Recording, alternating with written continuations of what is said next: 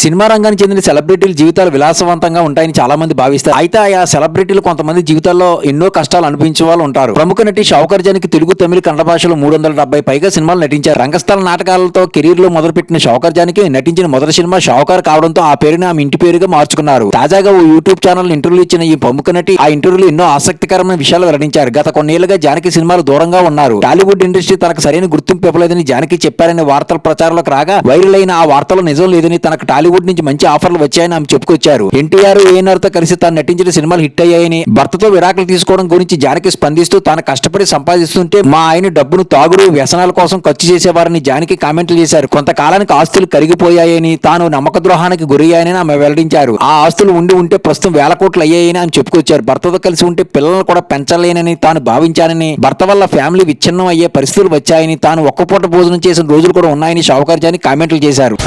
like, subscribe